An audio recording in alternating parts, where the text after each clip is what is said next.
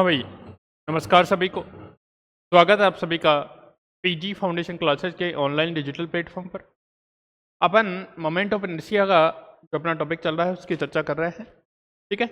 और उसमें जो प्रीवियस दो लेक्चर हैं अपने, उसमें मैंने आपसे मोमेंट ऑफ इनर्शिया को डिफरेंट डिफरेंट टाइप के अपनी स्टेप्स हैं उनका चर्चा की थी। तो मैंने आपको रिंग का मोमेंट ऑफ इनर्शिया बताया, उसकी एक्सिस कैसे होती है, कौन सी एक्सिस तल की लंबवत, कौन सी एक्सिस तल में स्थित होगी, केंद्र से जाएगी, स्पर्श रेखा से जाएगी, वो अपन ने देखा था।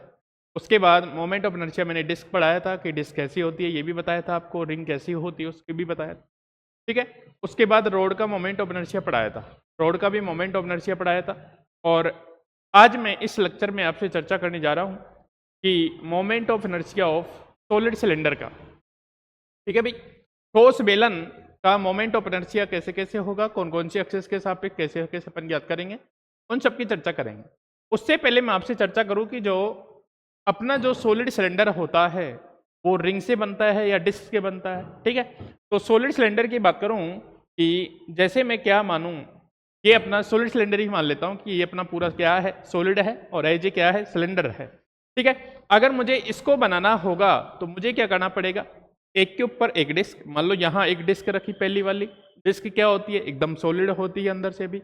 एक डिस्क रखी, दूसरी डिस्क रखी, तीसरी, चौथी, पांचवी, ऐसी करके करके लार्ज नंबर ऑफ क्या रखूंगा, डिस्क रखूंगा, तो ये क्या बन जाएगा, अपना सॉलिड सिलेंडर बन जाएगा। ऐसे नहीं तो मैं ऐसे समझाना चाहूँ कि जैसे अपने पास जो कोइन होते हैं, तो कोइन के ऊपर कोइन अपन सेट करेंगे, एक के ऊपर दूसरा कोइन, दूसरे के ऊपर तीसरा कोइन, कोइन के ऊपर कोइन रखेंगे, तो अपन को लार्ज नंबर में क्या मिलेगा, एक शेप मिलेगी इस टाइप से। वो क्या होता है, सॉलिड सिलेंडर होता है। वो क्या होता है, सॉलिड सिलेंडर होता है। तो मैं आपसे ये कह सकता हूं कि जो अपना सॉलिड सिलेंडर है वो किससे मिलकर बना होता है, डिस्क से मिलकर बना होता है, ठीक है भाई। ये बात समझ में आई, कैसे बनेगा सॉलिड सिलेंडर। एक के ऊपर एक डिस्क, एक कोइन रखा, उसके ऊपर दूसरा कोइन रखा, उसके ऊपर तीसरा कोइन रखा, तो इस प्रकार से लार्ज नंबर ऑफ कोइन रखूंगा तो मुझे क्या मिलेगा, सॉलिड सिलेंडर बनेगा, ठीक है। तो सॉलिड सिलेंडर किससे बना हुआ माना जा सकता है, डिस्क से, शक्तियों से मिलकर बना हुआ माना जा सकता है, ठीक है। इतनी बात समझ में आई। अब अपन को उसके लिए अलग अलग एक्सिस के सापेक्ष अपन को क्या निकालना है, मोमेंट ऑफ इनर्शिया निकालना है, ठीक है भाई। कोई दिक्कत नहीं है, चलते हैं। तो अपन लिखो ठोस बेलन, ठीक है। तो अपन क्या पढ़ेंगे भाई, ठोस बेलन के बारे में पढ़ेंगे। देखना भाई, ठोस बेलन, तो हेडिंग लिखिए सभी लोग, ठोस बेलन।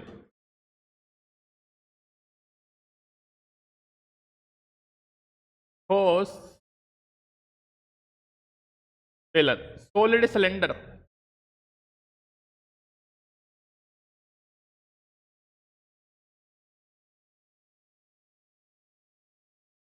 ठीक है। और इसका मोमेंट ऑफ इनर्शिया पढ़ना है तो सबसे पहले मैं बात करूंगा आपसे,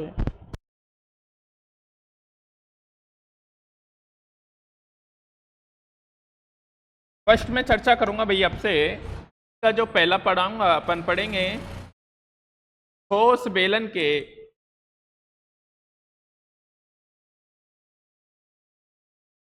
ठोस बेलन की लंबाई के अनुदिश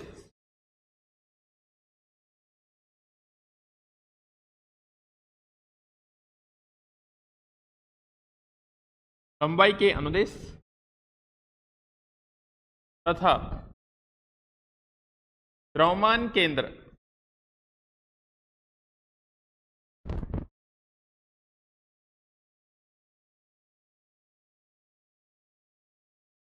द्रव्यमान केंद्र से जाने वाली अक्ष, द्रव्यमान केंद्र से जाने वाली अक्ष के सापेक्ष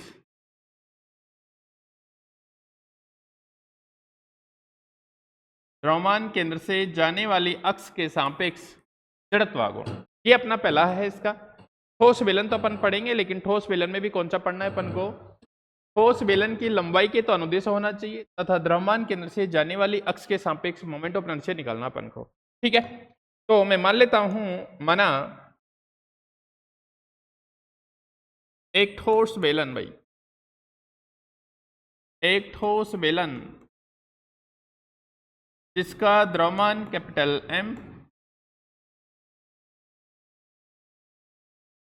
जिसका द्रव्यमान कैपिटल एम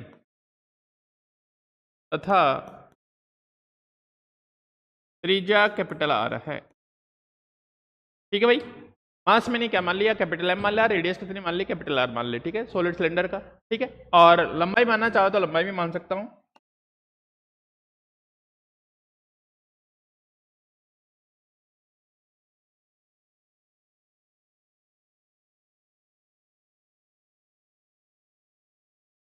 तथा लंबाई कैपिटल एल है, लंबाई कैपिटल एल है, ठीक है भाई। इस बेलन का, इस बेलन का लंबाई के अनुदिश, इस बेलन का लंबाई के अनुदिश तथा द्रव्यमान केंद्र, तथा द्रव्यमान केंद्र, द्रव्यमान केंद्र से जाने वाली अक्ष के सापेक्ष जड़त्व आघूर्ण,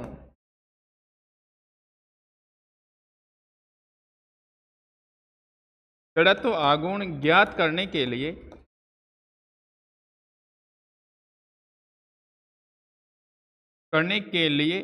से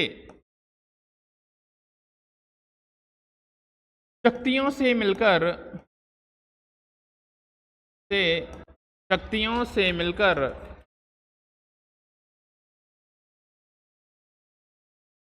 बना हुआ माना जा सकता है।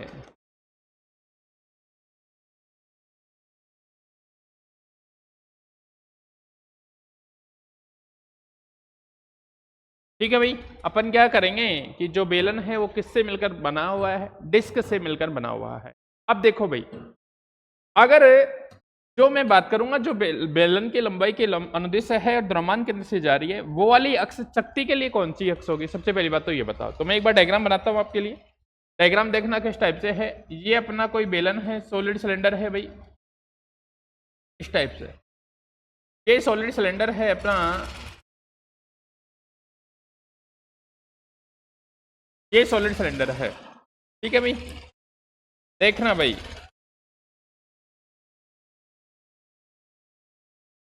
ये इसकी रेडियस हो जाएगी कैपिटल आर, मास कितना हो जाएगा इसका कैपिटल एम, और यहां से यहां तक की जो लेंथ होगी वो कैपिटल एल हो जाएगी। यहां से यहां तक की लेंथ कितनी हो जाएगी, कैपिटल एल हो जाएगी, ठीक है।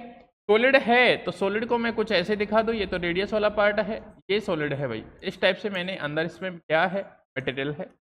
ये सॉलिड सिलेंडर है अपना, ठीक है।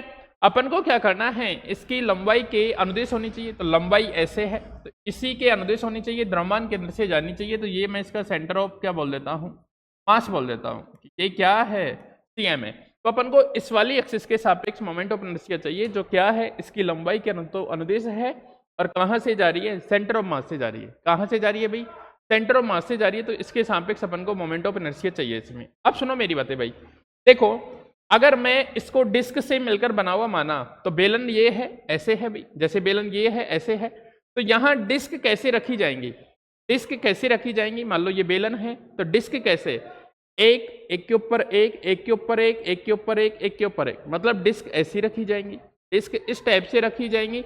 और ये वाली एक्सिस के सापेक्ष अपन को क्या चाहिए, मोमेंटम। कहने का मतलब डिस्क ऐसे है ये, और ये एक्सिस ऐसे है, तभी तो एक के ऊपर एक डिस्क। देखो एक डिस्क ये रही, एक डिस्क ये रख दी, तो दो डिस्क हो गई। इसी प्रकार तीसरी डिस्क, चौथी, और ये ऐसे बेलन बन जाएगा। ऐसे क्या बन जाएगा, बेलन। और ये वाली एक्सिस की बात कर रहा हूं कि मोमेंट ऑफ इनर्शिया किसके सापेक्ष चाहिए, इस वाली एक्सिस के सापेक्ष चाहिए। मोमेंट ऑफ इनर्शिया इस वाली एक्सिस के सापेक्ष चाहिए अपन को। तो ये डिस्क इस वाले प्लेन में है, तो ये वाली जो एक्सिस है वो डिस्क के क्या है, तल के लंबवत है। ये वाली जो एक्सिस है वो डिस्क के क्या है, तल के लंबवत है, और द्रव्यमान केंद्र से जा रही है। तल के लंबवत है और किससे जा रही है भाई, द्रव्यमान केंद्र से जा रही है, ठीक है। तो मैं क्या लिख सकता हूं कि जो बेलन की जो एक्सिस है, लंबाई के अनुदिश द्रव्यमान केंद्र से जाने वाली अक्ष, वो डिस्क के लिए क्या होगी, तल के लंबवत और द्रव्यमान केंद्र से जाने वाली अक्ष होगी। तल के लंबवत और द्रव्यमान केंद्र से क्या होगी, जाने वाली अक्ष होगी। अब जब ऐसा है तो तल के लंबवत द्रव्यमान केंद्र से जाने वाली अक्ष के सापेक्ष डिस्क का मोमेंट ऑफ इनर्शिया होता है mr²/2। इसका मोमेंट ऑफ इनर्शिया कितना होता है, mr²/2। अब यहां तो लार्ज नंबर ऑफ डिस्क है, तो एक डिस्क का मास मान लूंगा मैं कितना है dm, तो कितना हो जाएगा dm into R square by 2, और एक के ऊपर एक डिस्क, एक के ऊपर एक डिस्क, काफी अमाउंट में क्या है डिस्क है, तो सारी डिस्क का क्या कर दूंगा, मोमेंट ऑफ इनर्शिया का कर दूंगा मैं ऐड कर दूंगा या फिर इंटीग्रेशन कर दूंगा, तो मुझे क्या मिल जाएगा, कंप्लीट बेलन का क्या मिल जाएगा, मोमेंट ऑफ इनर्शिया मिल जाएगा। ठीक है, तो मैं इसके लिए लिखता हूं जो डिस्क, जो अक्ष, सॉरी, जो अक्ष बेलन की, जो अक्ष बेलन की लंबाई के अनुदिश, लंबाई के अनुदिश तथा द्रव्यमान केंद्र से गुजरती है, द्रव्यमान केंद्र से गुजरती है, वह अक्ष, वह अक्ष शक्ति के लिए, वह अक्ष शक्ति के लिए तल के लंबवत तथा द्रव्यमान केंद्र से जाने वाली अक्ष होगी, द्रव्यमान केंद्र से जाने वाली अक्ष होगी। ठीक है भाई, यदि एक चक्ति का मास, द्रव्यमान, यदि एक चक्ति का द्रव्यमान dm हो, तो एक चक्ति का द्रव्यमान dm हो तो का जड़त्वागुण कौन सी वाली अक्ष से सापेक्ष भाई, तल के लंबवत द्रव्यमान केंद्र से जाने वाली अक्ष के सापेक्ष, तो उसका जड़त्वागुण, उसका जड़त्वागुण di इक्वल टू कितना हो जाएगा, dm इंटू कितना आर स्क्वायर बाई कितना 2 हो जाएगा भाई। di mr स्क्वायर बाई 2 होता था, लेकिन यहाँ मास कितना है, एक चक्ति का है, लार्ज नंबर ऑफ चक्ति रखी हुई है, तो एक का मास कितना है dm, तो m आर स्क्वायर बाई कितना हो जाएगा, टोटल चाहिए तो सबका क्या कर दूंगा, समीशन कर दूंगा, इंटीग्रेशन कर दूंगा। ठीक है, अतः बेलन का जड़त्वागुण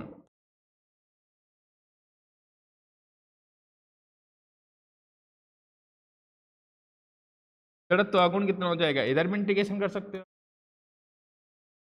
या फिर समीशन यूज कर सकते हो अगर डिस्क्रीट फॉर्म में है, और कंटिन्यूअस है तो इंटीग्रेशन, आर स्क्वायर बाई 2 ये आ जाएगा आई इक्वल टू कितना, एम आर स्क्वायर बाई 2 आ जाएगा।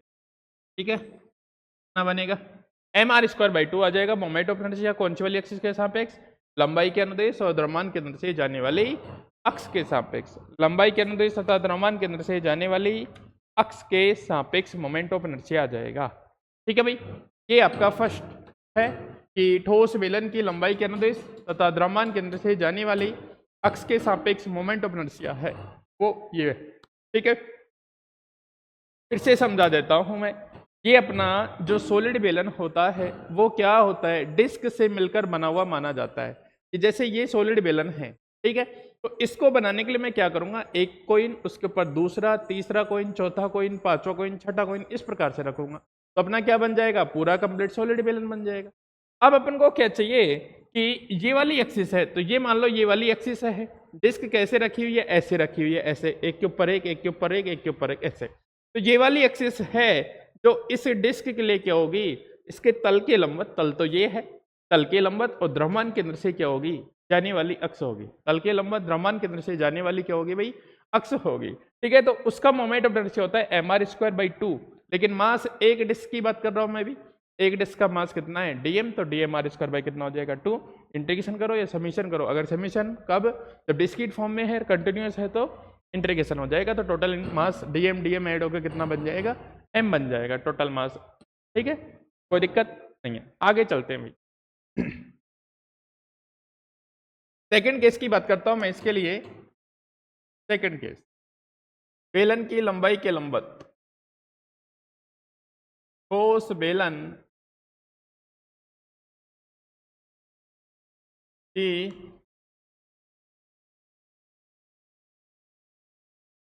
लंबाई के लंबवत तथा द्रव्यमान केंद्र से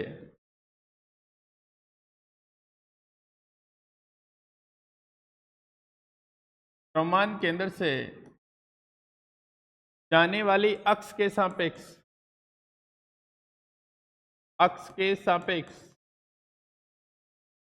जड़त्वागुण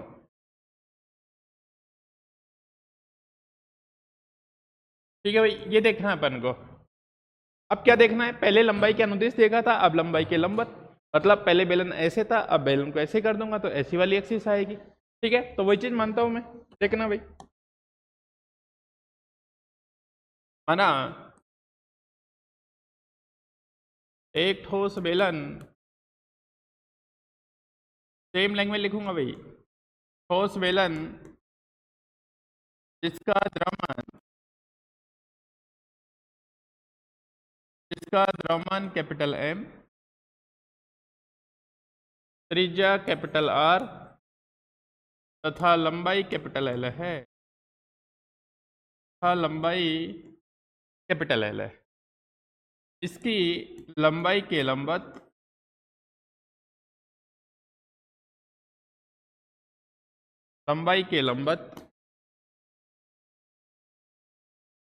तथा द्रव्यमान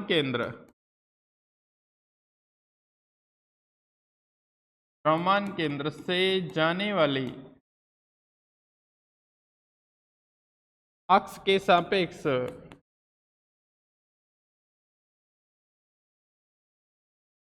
जड़त्व आघूर्ण ज्ञात करने के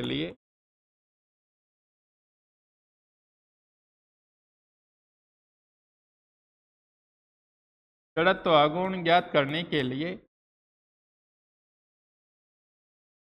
के द्रव्यमान केंद्र से जाने वाली अक्ष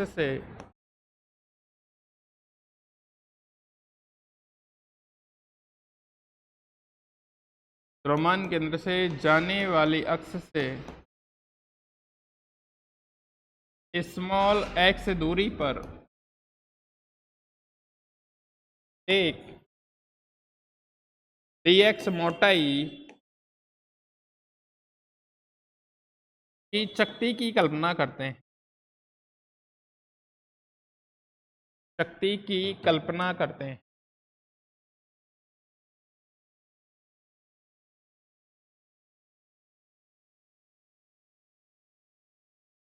ठीक है भाई। अपन क्या करेंगे, एक डिस्क मानेंगे, कैसे मानेंगे वो मैं बताता हूँ। देखो मैं यहाँ बनाता हूँ कि डायग्राम, आपके लिए सुंदर सा डायग्राम लेके आए हैं। अब की बार बेलन मैंने ऐसे मान लिया भाई, ठीक है, कोई दिक्कत नहीं है, बेलन का ऐसे मान, तो लंबाई के लंबवत चाहिए मुझे, ये ठीक है भाई। तो ये इसकी लेंथ मान लो मैं, ये इसकी लेंथ है भाई, और मास है कैपिटल एम, ये कैपिटल एम है। यहाँ इसकी ये रेडियस, जो पहले वाली एक्सिस ये वाली एक्सिस थी, तो ये रेडियस कोई दिक्कत नहीं है। और ये कैसा है भाई, सॉलिड है, ये सॉलिड है, ठीक है। और ये इसका सेंटर ऑफ मास मान लेता हूँ, सेंटर ऑफ मास है dm। इससे जाने वाली लंबाई के लंबवत होनी चाहिए, मतलब ये वाली एक्सिस की बात करेगा अब ये लंबाई के, तो क्या है लंबाई ऐसे, लेकिन ये परपेंडिकुलर है, तो लंबाई के तो क्या हो गया लंबवत, और द्रव्यमान केंद्र से जाने वाली अक्ष, द्रव्यमान केंद्र से क्या हो गई, जाने वाली अक्ष हो गई। अब सुनो मेरी बात भाई, मैंने क्या किया, ये डिस्क से तो मिलकर बना हुआ था, अरे डिस्क की डिस्क है, अब डिस्क ऐसे रखी हुई है, अरे पहले बेलन ये था तो डिस्क ऐसे थी, अब इसको ऐसे कर दिया तो डिस्क ऐसे हो जाएंगी, ऐसे हो जाएंगी, डिस्क होगी ना, ठीक है। मैंने क्या किया, यहाँ इसकी जो एक्सिस है उससे x दूरी पे यहाँ गया मैं, और एक dx रेडियस की, r रेडियस में dx मोटाई की एक क्या मान ली, डिस्क मान ली, जिसकी रेडियस कितनी होगी भाई, रेडियस कैपिटल आर ही होगी। यहाँ से कितनी दूरी पे बताओ, x दूरी पे, और ये मोटाई कितनी हो जाएगी dx, इसका मास कितना हो जाएगा dm हो जाएगा। ये ऐसी इस टाइप की कोई डिस्क है, यहाँ पे इस टाइप से कोई डिस्क है, इस टाइप से मैंने कोई डिस्क कंसिडर किए है यहाँ पे, देखना भाई,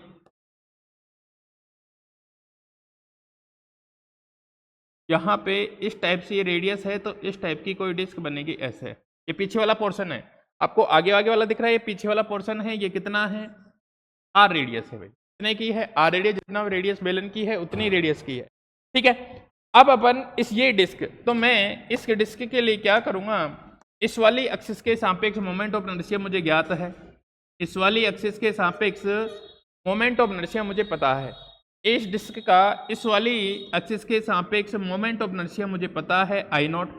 आई नॉट कितना बताओ, आई नॉट कितना होता है, वहां कितना होता था। अब सुनो, ये वाली अक्ष है, इस डिस्क के लिए क्या होगी, देखो ऐसे है और ये अपनी डिस्क ऐसे रखी हुई है, अगर ये वाली डिस्क होती, ये वाली अगर एक्सिस होती, इस ऐसे डिस्क रखी हुई है और ये वाली एक्सिस होती तो तल के लंबवत द्रव्यमान के अंदर से जाने वाली, लेकिन अभी डिस्क ऐसे है और ये आ रही है अपनी एक्सिस, डिस्क ऐसे रखी हुई है और ये आ रही है अपनी एक्सिस, तो ये वाली एक्सिस हो गई इसके लिए तल में स्थित द्रव्यमान केंद्र से जाने वाली अक्ष, मतलब ये इसका क्या हो गया, व्यास हो गया, ये इसका क्या हो गया, व्यास।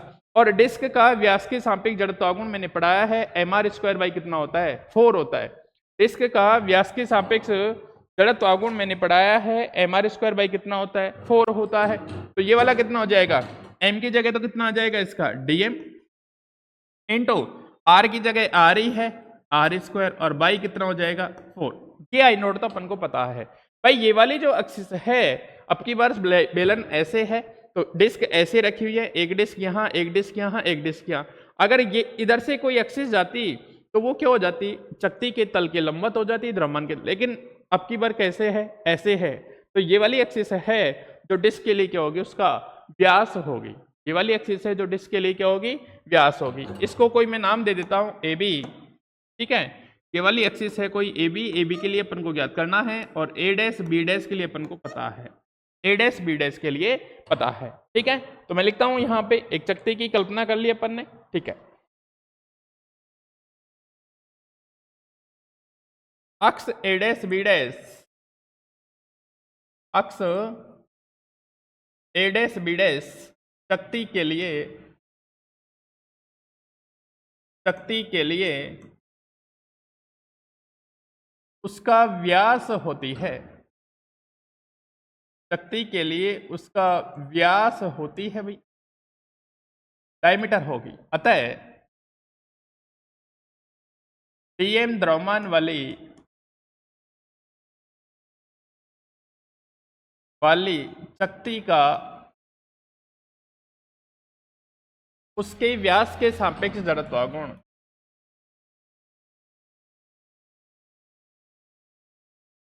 शक्ति का उसके व्यास के सापेक्ष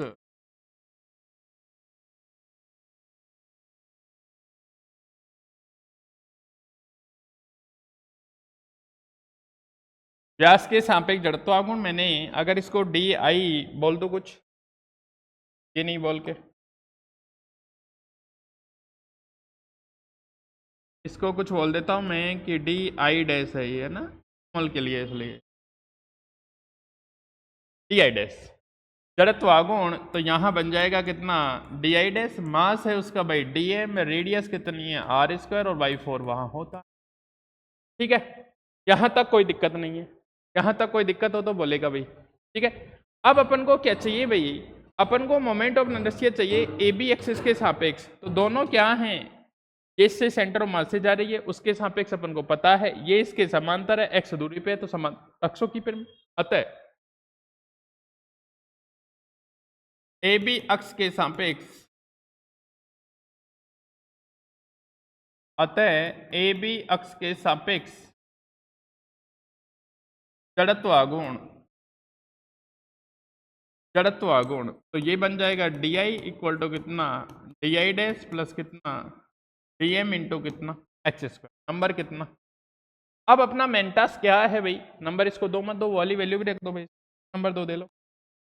देखो यहां डी आई डैश, यहां से चलो नंबर 2, समीकरण 1 तथा 2 से,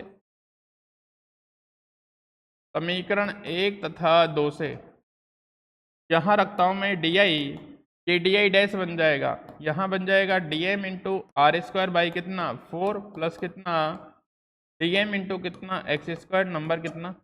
अब अपना टास्क है कि dm निकालना, अपना टास्क क्या है, डीएम निकालना, ठीक है।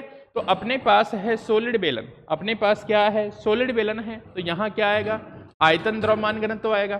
तो आयतन द्रव्यमान घनत्व की बात करूंगा तो रो डिफाइन करूंगा, rho equal to M upon कितना वी, वी क्या होगा, बेलन का आयतन, बेलन का आयतन कितना होता है, अगर एल लंबाई है तो पाई आर स्क्वायर एल हो जाएगा, पाई आर स्क्वायर एच पढ़ते थे, एच हाइट होती थी वहां, ठीक है।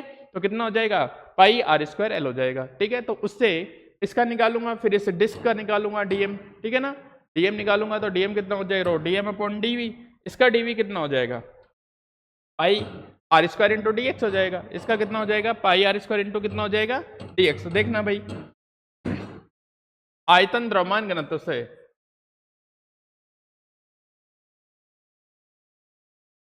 आयतन द्रव्यमान घनत्व से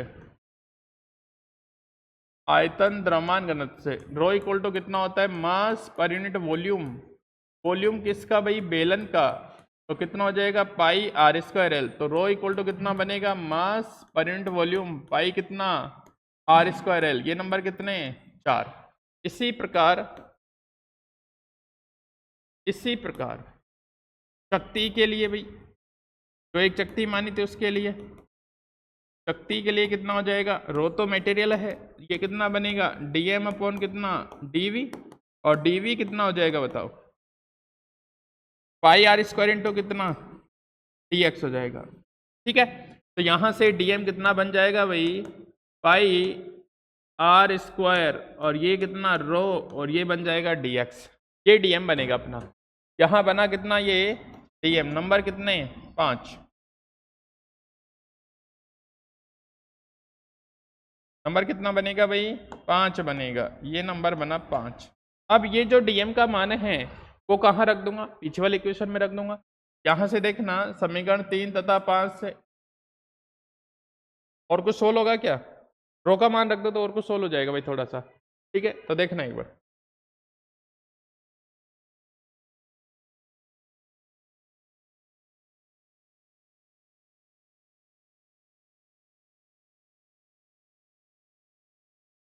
देखना भाई, यहां से रो का मान रख देता हूं समीकरण 4 तथा 5 से, यहां बात करता हूं समीकरण 4 तथा 5 से भाई, 4 तथा 5 से यहां रो का मान रख दो तो ये बनेगा डीएम इक्वल टू कितना पाई आर स्क्वायर, और ये बनेगा कितना बताओ, एम अपॉन कितना पाई आर स्क्वायर एल, यही बनेगा, ठीक है। और यहां बनेगा कितना dx, तो dm इक्वल टू यहां बन जाएगा कितना m अपॉन एल इंटू कितना dx, नंबर कितने 6 बन जाएगा, नंबर कितना बन जाएगा भाई 6 बन जाएगा। अब ये वाला मान पीछे वाले समीकरण में रख देता हूँ, पीछे वाले में dm चाहिए था अपन को, देखो यहाँ पे dm चाहिए था नंबर 3 में, तो dm का मान यहाँ रख देता हूँ। देखो समीकरण 3 तथा 6 से, समीकरण 3 तथा 6 से यहाँ क्या बनेगा भाई di, dm कितना m upon L square, dm यहाँ कितना था आर स्क्वायर अपॉन कितना 4 इंटू कितना dx, प्लस कितना dm एक्स स्क्वायर इंटू कितना था dx। टोटल चाहिए तो क्या करूंगा इंटीग्रेशन करूंगा, टोटल चाहिए तो क्या करूंगा इंटीग्रेशन, तो ये बनेगा i, यहाँ कितना बनेगा बताओ m आर स्क्वायर अपॉन कितना 4l, लिमिट कितनी लगेगी ये बताओ, पहले तो लिमिट लगेगी यहाँ पे, एक स्टेप और लिखता हूँ उसके बाद आपको समझ आएगा अच्छे से।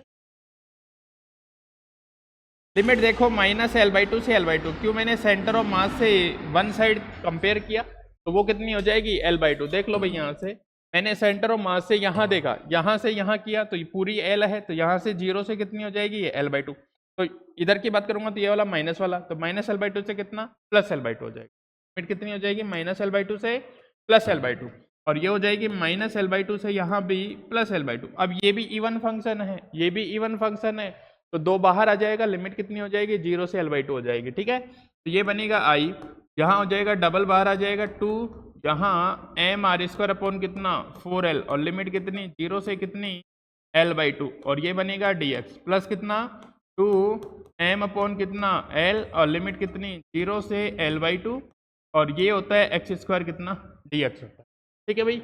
आगे देखेंगे, यहां से कैंसिल आउट होगा कुछ नहीं, 2 कैंसिल आउट होगा, ठीक है। यहां बनेगा कितना एम आर स्क्वायर अपॉन कितना 2l और इंटू कितना भाई l/2, x होगा, लिमिट रखूंगा तो कितना बन जाएगा l/2 प्लस कितना बनेगा यहाँ पे 2m,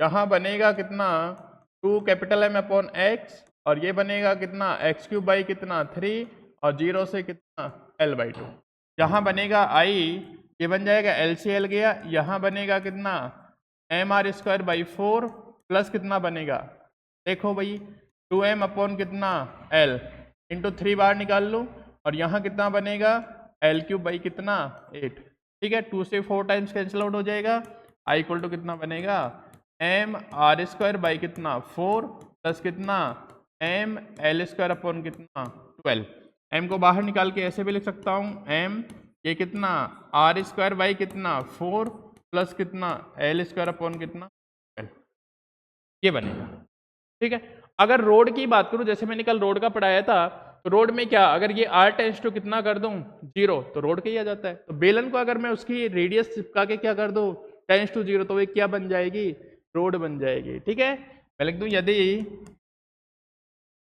r टेंस टू 0 तो i इक्वल टू कितना बनेगा ml² अपॉन कितना 12, ठीक है। अब एक ठोस बेलन छड़ के समान व्यवहार करता है,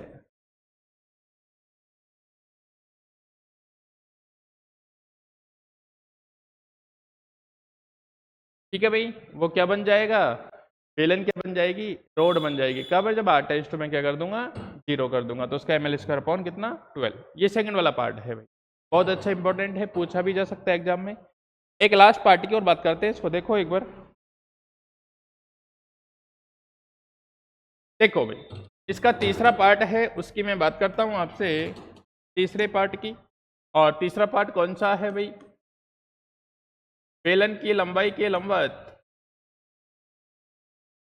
छोटा सा है, बेलन की लंबाई के लंबवत तथा के एक सिरे को स्पर्श करने वाली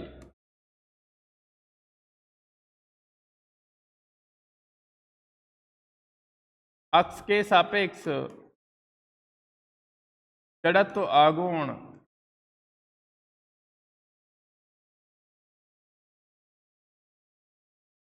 ठीक है भाई, तो वही चीज मानूंगा। देखो अब की बार कैसे, ये बेलन है अपना, देखना भाई ये बेलन है इस टाइप से कुछ,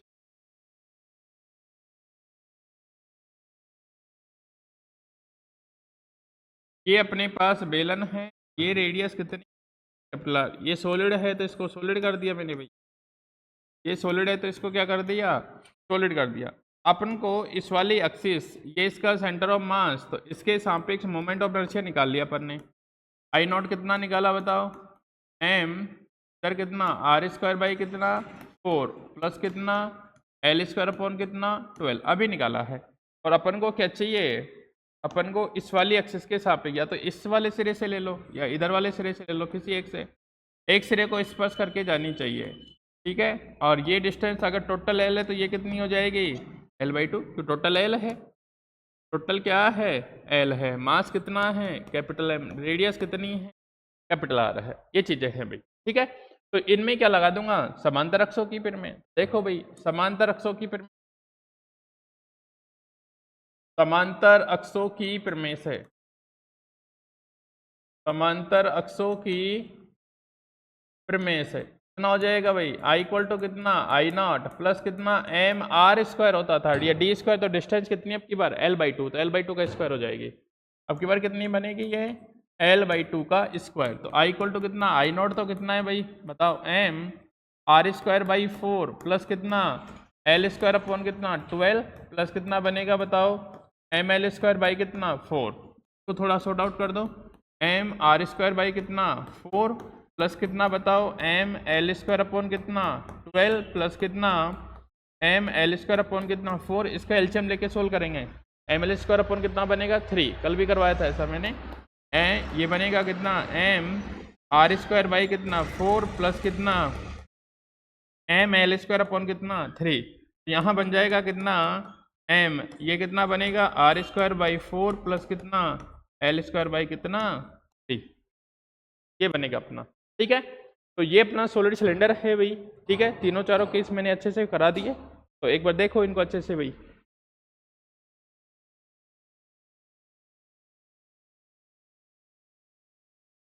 है ना भाई, तीनों चारों केस अच्छे से लिखाए हैं, देख लो, एग्जाम में पूछे जाते हैं काफी बार। ठीक है, ये अपन ने ठोस बेलन की लंबाई के अंदर द्रव्यमान केंद्र से जाने वाली अक्ष के सापेक्ष तो कैसे थी, कैसे डिस्क मारनी थी, वो सब चीजें एक बार इमेज बना लो माइंड में, है ना, कैसे कैसे मैंने बताया आपको जो भी चीजें। ठीक है, इसके बाद मैंने इसका नेक्स्ट सेकंड क्या है, बेलन की लंबाई के लंबवत, अब की बार पहले अनुदिश थी, अब लंबाई के लंबवत हो गया और द्रव्यमान केंद्र से जाने वाली अक्ष हो गई। वो कुछ ऐसे जैसे मैंने डिस्क वाला यूज किया, समांतर अक्षों की फिर में लगाई इसमें। ठीक है, और नेक्स्ट चलते हैं, तो नेक्स्ट ये वाला पूरा डेरिवेशन है कंप्लीट इसका। अगर r टेंड्स टू 0 कर दूंगा तो ये क्या बन जाएगी, रोड बन जाएगी। ठीक है, और तीसरा वाला ये है जिसकी एक सिरे पर स्पर्श करने वाली अक्ष के सापेक्ष, या तो इधर से स्पर्श करा लो या इधर से, इधर भी L/2 आएगा, इधर भी कितना L/2। ठीक है,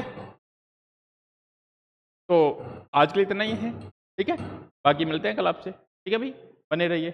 ओके।